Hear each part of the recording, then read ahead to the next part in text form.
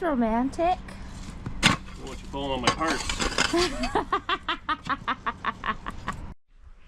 Danny here, Queen Glitter Chaos, More Smooth DD Speed Shop, Coattails Speed Shop. What are my other new nicknames? You should just call it Coattails Episode 3.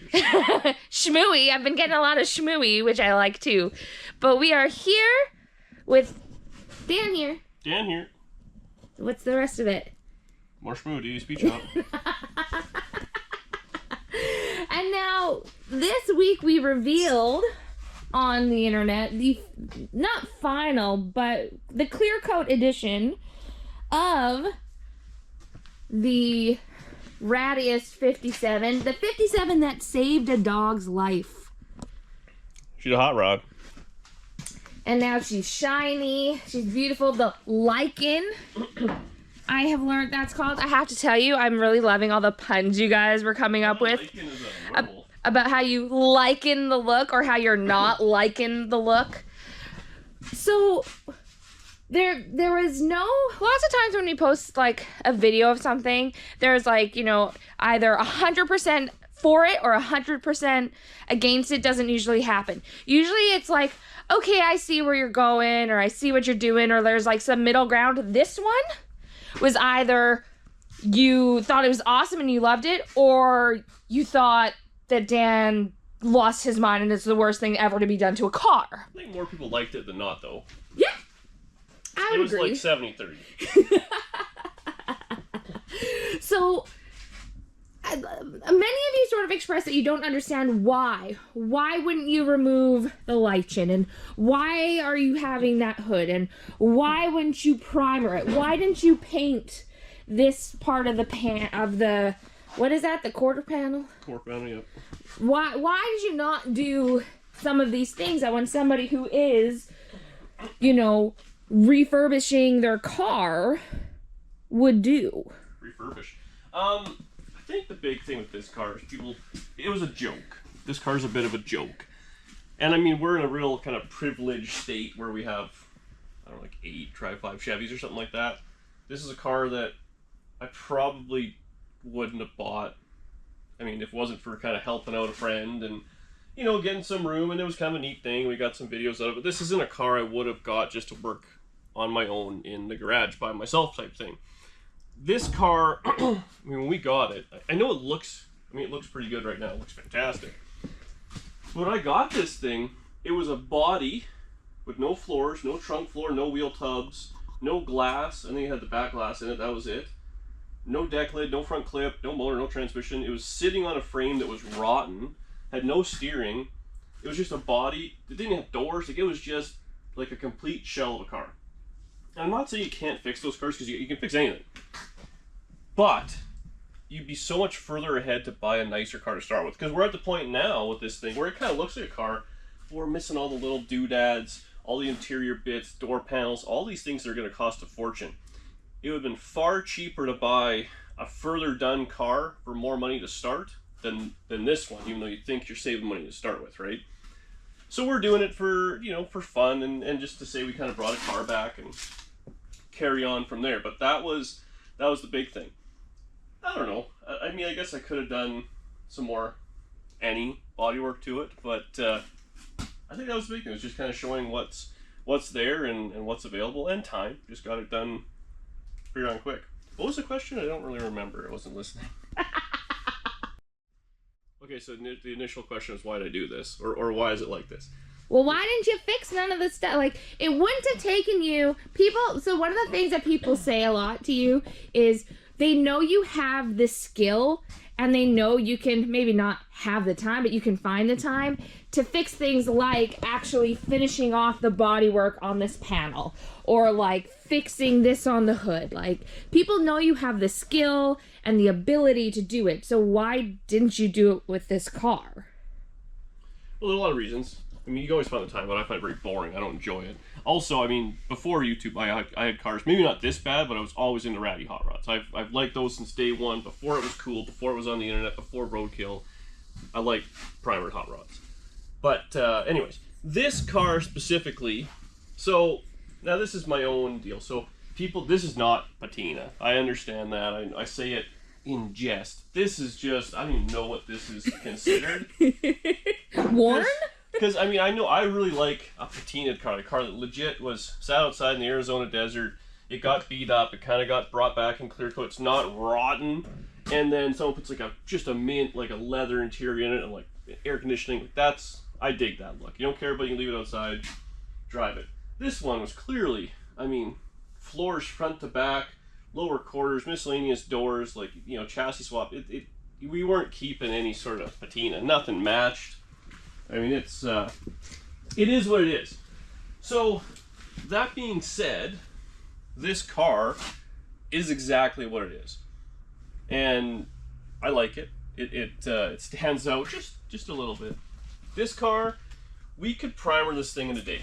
I mean, we could strip the chrome off, you know, DA the thing down, and you know, get the chunks out, put a little bit of filler in a weekend, have this thing flat black, primer gray, red oxide, whatever you want to call it, and put the trim back on. And would that maybe look a little more visually appealing? To some people, yes. I don't like that.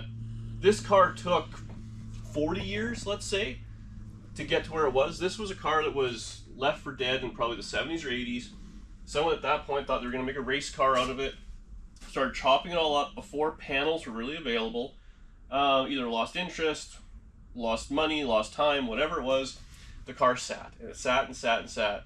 And other pieces showed up to it and got collected. It changed hands, all that sort of stuff. And then this is what we're left with in 2024. And it's rough, but this is an honest car. It's not, may not be a nice car, but it's an honest car. Anybody going to look at this thing could go, okay, well, clearly it needs, you know, fender extensions if you really want. The quarters we'll put on, they're not the greatest, but you know what? If you want to put full quarters on, you can, or if you want to bodywork them, by all means, you can do that as well. If we load this thing full of filler and put it flat black, I almost feel like that's a dishonest thing to do, because you're kind of hiding what the car is. And I try and be overly honest and overly, here's what the car is, because I don't ever want to take anybody for a ride. I'd feel terrible about it. But there's people out there who are not like that, and that's always my concern. If I did sell this thing, I mean, you could easily sell it to a guy. He'd, you know, flat black it, or, you know, red tractor paint it or something like that, make it look shiny, and it goes down the road. Now the guy doesn't quite know what he bought. The car's very solid and it's safe and all those things, but if you're looking for a straight body car or something like that, this is not it. And it just wouldn't be worth fixing, in my mind, the proper way. You'd be further ahead buying a better car. So this is just my way of keeping the car honest, I guess, and telling the story. Oh, and one more thing I guess I reminded Danny about that I forgot about, but I talked about it before. This car, so as ugly as it might look to some people, this is the only time this car will look like this. Better or worse. Liking and all. Liking or not. Like it or not. You can always add paint, but taking it off is very difficult. Like, you would never be able to make it look like this again. You could primer it, you could paint it, you could bodywork it, you could anything. And that is just a matter of time and money. But to make it look like this again, and it'll never happen. Good or bad. I mean, I love it. I think this thing tells such a great story. It has some sentimental meaning, I guess, at this point to us. And it's kind of fun. To the next guy, he doesn't give a crap. He wants a flat black hot rod. That's all cool. For me, I like the fact that, I mean, I don't think we're going to have $5,000 in this thing on running and driving on the road here shortly. Obviously the little bits of trim, if we started to spend up on those, will blow the budget. But this just shows what you can do for $5,000 in a relatively small garage with a Chinese welder and a cordless grinder and no tape measures. And you got yourself a hot rod. Who needs tape measures? Looks good to me. So there you have it. Now, I thought a great way to end this video would be to read some of the comments that you folks had on Facebook and on YouTube about how you feel about the car in its current state. The good comments? Yeah. Good is relative. Clickbait comments? Todd says, I just don't understand car dudes nowadays. This whole patina thing has run its course. I swear, if I see one more patina video on YouTube, I'm going to scream. I can't understand how someone can put hundreds of hours into a car and then get to the final touch and say, I'm done. Todd sounds like he drives a new Corvette, but and wears New Balances. at the end of the day, so yes, I have hundreds of hours into this car, and to make it, I would say, nice enough for paint would be 1,000 more. So people forget that. To get this car right here, like the first 80%, did you fall in? No. Well, there's a tire here. The first 80% visually, this car going from nothing to looking like a car. I mean, motor, trans, rear end, chassis swap, all that stuff's like mechanicking work. The first 80% looks like a car. Now you're like, oh, you're just giving up. All you gotta do is paint it. All you gotta do is paint it. I guarantee it'll be twice as much time as I've already put in this car to prep it for a above average home paint job. If that's what you want. And I don't want to do that. Calcite says, hell yeah! One more car back on the road that was left for dead and in pieces. I don't care if it's a concourse restoration or a DD Speed Shop special, and a classic car saved from the crusher is a huge win in my book. You can't enjoy or appreciate an old car just rotting in the yard. Well, unless you know what you've got and are going to get it and nobody else can have it. Cars are meant to be driven and enjoyed. I would say most of the time, I don't want to say every car I've ever had, but for the most part, we got to be batting like 95% of the time. But the car, when it leaves us, if it leaves or whatever, it's better than we got it. Okay. The rattiest, this is from Julia. Ooh. That is the rattiest 57 I have ever seen. Thanks, Julia. But if you like it, that's fine by me.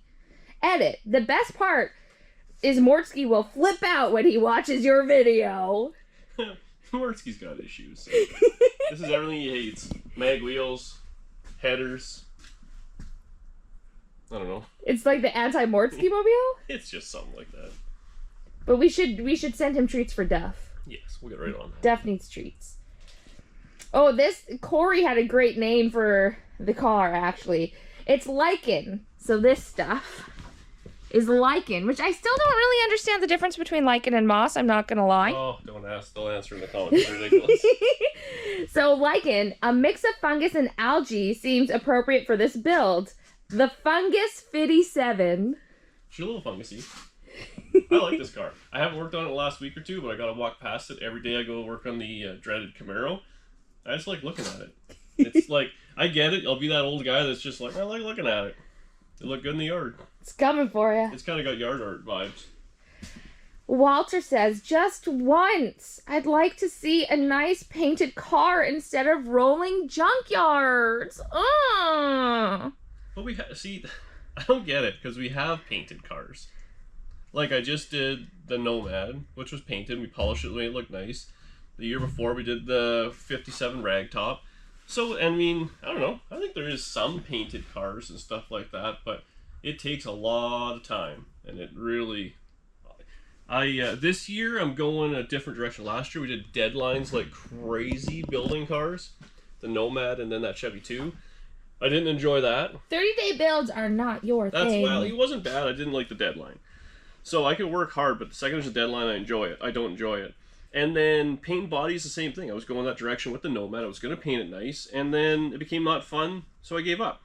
And I'm the guy that always preaches, don't take it too far apart, or whatever it is, or if you end up losing interest, a guy like me is going to show up with a tow truck and some cash and take it away from you. So sometimes you got to take your own advice and just know what you like and know what you don't, and that's the end of it. So I don't...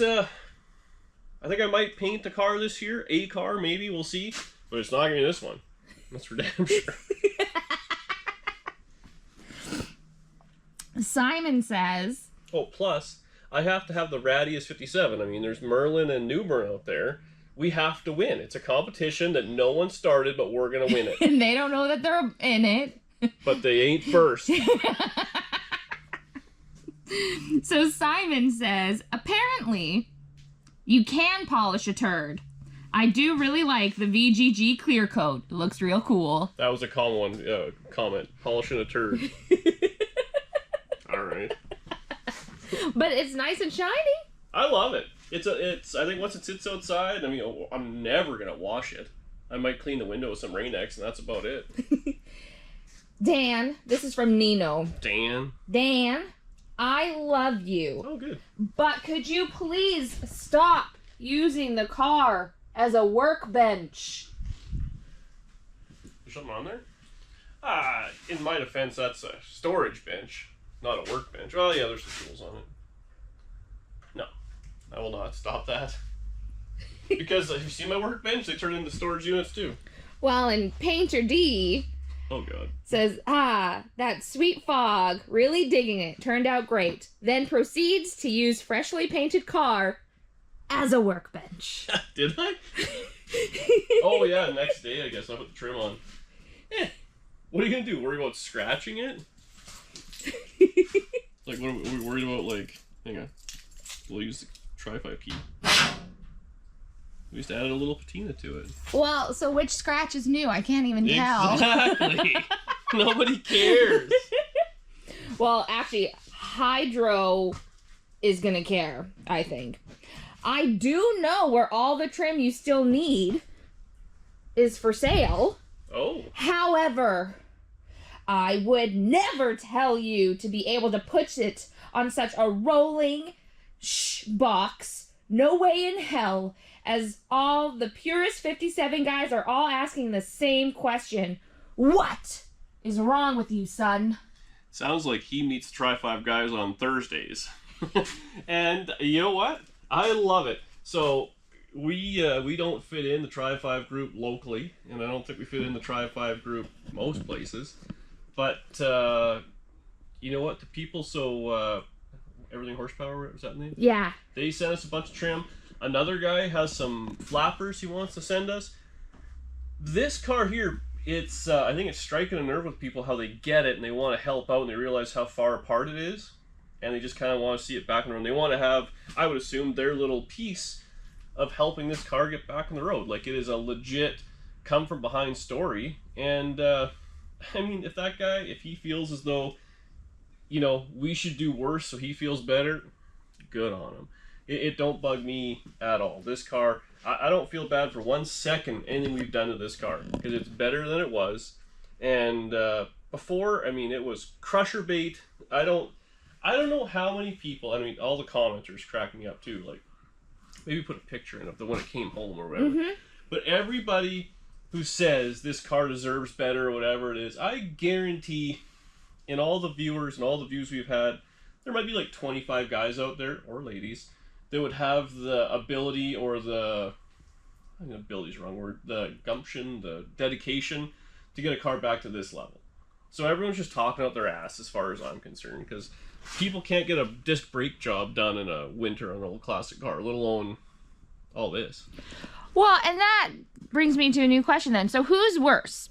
The guy that puts it together, gets it back on the road, maybe it's not perfect, maybe it's not fully restored how you would want it. That guy. Is that guy worse? On the internet, he's or is it the guy that just left it in the field never to see it again, waiting for it to be crushed? Who's the worst guy? Well, that's just it. So this car sat in a, like, I might have the original picture of this car when it was in the field, because the guy I bought it from, I knew when he bought it. I might have the pictures where it was literally just a body sitting in a snowbank in a ditch. Just like that. That was it. And it had been sitting there for who knows how long. And I just think, so when someone looks at that car, they think, well, that thing's got to be brought back to, you know, grade A, original, whatever. Or is it the perfect car to hot rod? It was clearly the perfect car to hot rod as far as I was concerned. I mean, there was just in the spring or fall or whatever, there was a 57 Chevy going through auction. I think it sold for 11 grand. 57 Chevy, two-door hardtop, same as this, Bel Air though. And it was kind of a cool gold color, been painted. And it was rough-ish, but very complete. I probably needed floors. I mean, probably needed all the typical Tri-5 stuff. But I bet if you bought that thing for 11 grand, I don't know if there's a motor in it or not. But if you tossed 5 grand in your own labor at it, did the floors, did the this, did the that, maybe some little fender extensions and all that, for 15 grand, you'd have a pretty, I would say, decent driver. And if you wanted to paint it, it would probably be pretty close to do. Versus this. So if that's your goal, you got to pick your starting line. This was like We're just behind the starting line a little bit. And yeah, I think that's it. But I mean, this car when we brought it home, everyone thought I was an idiot. And now people like it. And the other thing is people now try and buy this thing for like $700. They think it's, oh, just buy it real cheap because it looks rough. Yeah. It's actually got some nice trick parts in it and stuff like that, even though it was done on the cheap. Well, we'll end with this one. So, East Bay Media Center says, I haven't seen Dan so very happy in months. God bless shiny paint over ratty surface Tri-557. Happy motoring, Dan. Stay happy for forever. This car makes me happy. I don't know. It's just like, it's like a toy. It's a joke. I enjoy it. I come out here and I just laugh every time I look at it. I'm like, what are we doing here? And why are you people watching it? But it is. And I think it brings a lot of happiness to a lot of people. And there's the 7 people that are either A, Tri-5 purists or a-holes. I love being on your channel. I can say whatever I want. Well, thank you for your time, good sir. All right, I'm back to work. Hey, mister! What are you doing with my car? I paid all the tickets. Repo man, you have to read the note. Well, I can't afford that. I'm taking it away. Bank wants it back.